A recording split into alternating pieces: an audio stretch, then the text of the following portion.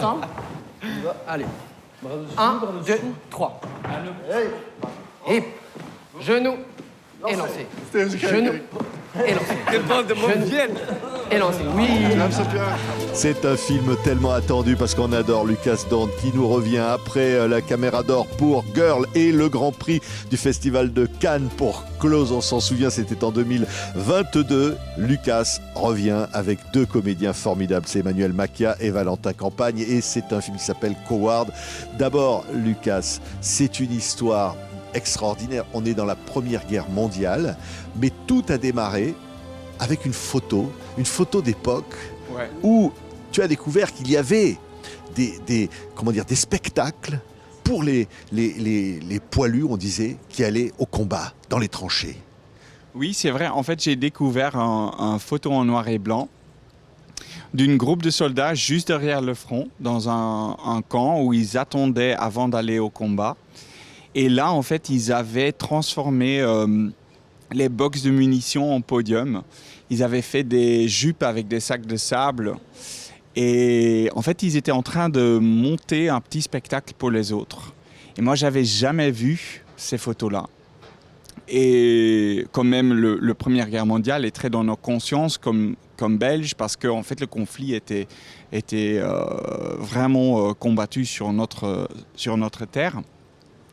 Et quand j'ai fait plus de recherches sur ça, j'ai trouvé que dans tous les guerres, chez toutes les armées, en fait, ils faisaient ça. Ils créaient, et avec les outils qu'ils avaient à disposition, pour trouver un moment de beauté, pour retrouver un moment de vie dans ce contexte hyper violent. Et moi, j'ai trouvé ça... J'étais un peu perturbé qu'on n'avait pas vu ça plus, quoi. Je trouve qu'on voit beaucoup d'images de guerre, on voit beaucoup d'images d'hommes qui détruisent et qui doivent être violents. Mais de voir que dans le backstage de ça, il y avait toute une autre forme de masculinité, qui était beaucoup plus une masculinité de l'expression, une masculinité qui essayait de créer plutôt que de détruire. Ça me donnait beaucoup d'espoir et j'avais envie de faire un film sur ça. Oui, on regarde quelques images de Coward. C'est un film formidable et tellement émouvant. Regardez ces images. On est heureux.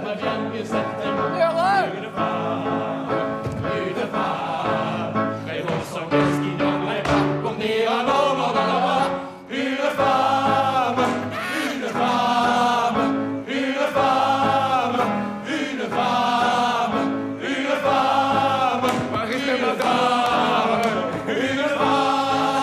On voit ces images et on découvre ces deux personnages, Emmanuel Macia, Valentin Campagne. C'est Pierre et Francis. Et sont deux gars envoyés à la guerre. Et évidemment, Pierre, qui finalement arrive devant ça, ce spectacle de la violence terrible, va croiser le chemin de Francis, qui va lui ouvrir une porte, quelque chose. Il va se passer quelque chose, peut-être du domaine de l'espoir. Mais c'est clair que c'est plus qu'une découverte. C'est découverte de l'art avec Francis, découverte de l'amour, découverte de tout. Parce que Pierre, je pense, il ne connaît rien. Et c'est en Francis et tous ces soldats, tout ça qui comprend un peu la vie, je pense. Un peu la vie, il comprend tout. Oui.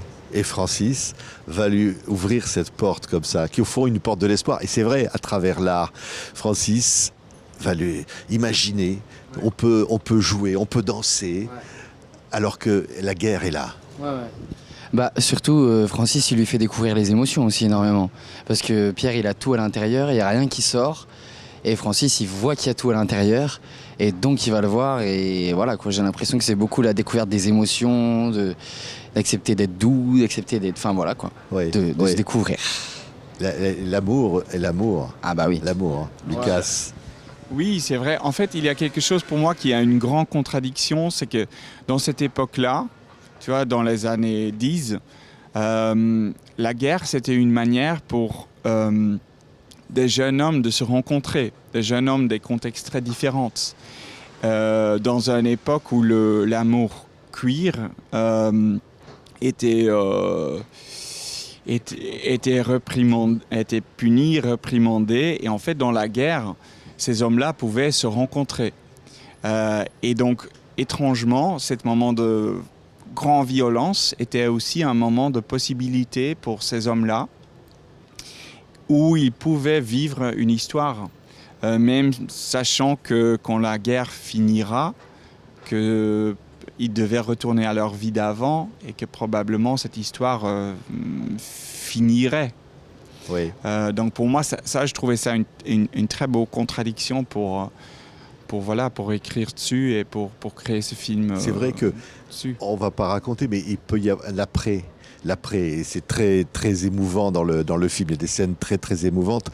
Mais l'art, on disait, le spectacle, le déguisement, la folie, la fantaisie qui autorise ce qui va se passer comme ça pour distraire les soldats, au fond, va permettre à ces jeunes d'exprimer ce qu'ils sont au fond d'eux-mêmes. Ouais, c'est... Surtout que Pierre, par exemple, un fermier, il n'a jamais vu l'art, il n'a jamais pu connaître tout ça.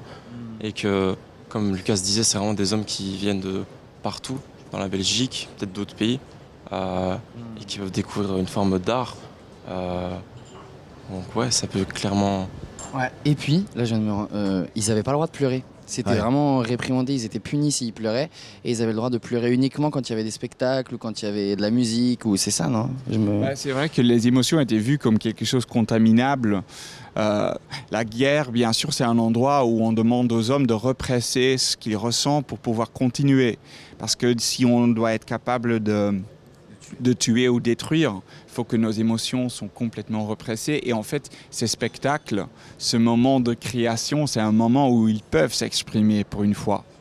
Et pour moi, ce que je trouvais très moderne aussi dans ces photos, c'est que on voyait des hommes aussi prendre des rôles de femmes.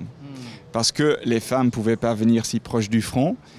Et au contraire de ce qu'on pourrait penser, en fait, ces hommes qui étaient bien en jouant les femmes, en jouant les mères, en jouant les filles, en fait, ils étaient admirés par les autres. Ils étaient célébrés, comme Francis dans le film, qui s'exprime en femme, qui ose jouer avec les codes du genre et qui n'est pas du tout harcelé pour ça, n'est pas du tout traité d'une manière violente, mais qui est célébré pour ça. Ça, j'ai trouvé ça hyper moderne.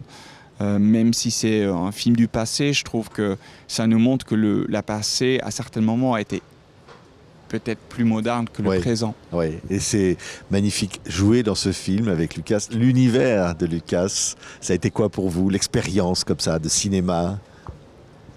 Très touchant, parce que j'avais vu Close et Girl déjà avant, et pouvoir rentrer et comprendre comment Lucas fonctionnait, comment on arrivait à ces scènes, même qu'on découvrait nous-mêmes des émotions que moi je ne savais pas que je pouvais atteindre, grâce à Lucas, grâce à Valentin. C'est vraiment une belle découverte. Une expérience de vie vraiment, plus que juste de l'acting, quoi. Ouais. Et se dire, ces personnages-là, oui, il y a des photos, Lucas a découvert, ils ont peut-être existé au fond, et vous leur donnez vie au fond, peut-être aussi une forme de justice qui leur est rendue.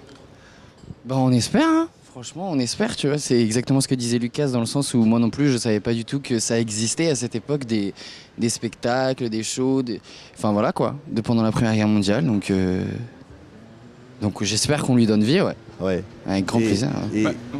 C'est vrai que ce que tu dis, qu'en fait on est confronté quand on voit ces images avec la politique de la mémoire, c'est-à-dire qu'on a beaucoup vu, moi j'ai visité beaucoup de musées de guerre, on a beaucoup vu des photos de bataille, on a beaucoup vu des photos de la détruite, mais ces photos-là, en fait, ils sont cachés dans des archives. Beaucoup de gens, je pense, ne savent pas de ce concept-là. Et je pense que ça, c'est la force du cinéma, c'est qu'avec un caméra, on peut rendre les choses visibles. Oui. Et à côté de ça, je pense que le film parle aussi de ces hommes-là, qui, dans une époque où c'était accepté et expecté qu'ils faisaient le combat, commencent à vouloir vocaliser que peut-être ils ne le peuvent pas. Ces hommes ont aussi existé. Beaucoup d'eux ont été punis, ont été même exécutés. Et je pense que le film est aussi un hommage à ceux qui ont essayé de dire non.